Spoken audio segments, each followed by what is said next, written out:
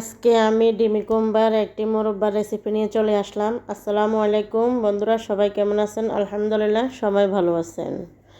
তো আমার রেসিপিটা সবাই দেখতে থাকুন। আমি একটা ডিমি কুমড়া এখানে ধুয়ে পরিষ্কার করে নিচ্ছি।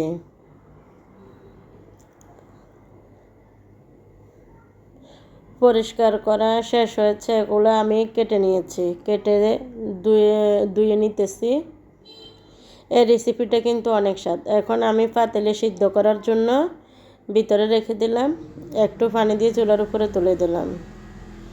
দেখুন একেবারে সিদ্ধ হয়ে যাচ্ছে। আর একটু জোশ করার পরে আমি এগুলো নামাই ফেলবো।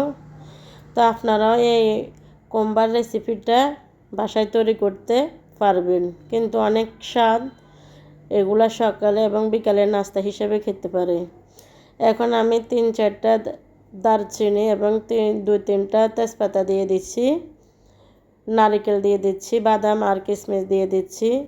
আমি কিন্তু এখানে 1 কেজি পরিমাণ গরুর দুধ দিয়ে দিলাম। গরুর দুধ দিলে অনেক সুন্দর ফ্লেভার আসে।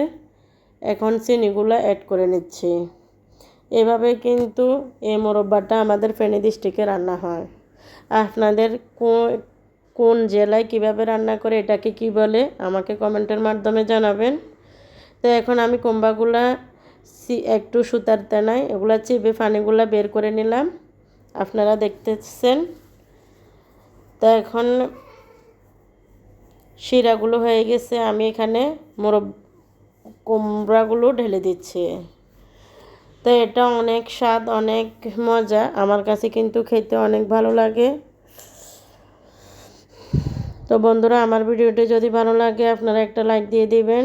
দেখেন অনেক মজা হয়েছে। তো সবাই ভালো থাকবেন, সুস্থ থাকবেন। তো নিজের শরীরের প্রতি খেয়াল রাখবেন। আল্লাহ হাফেজ, আসসালামু আলাইকুম।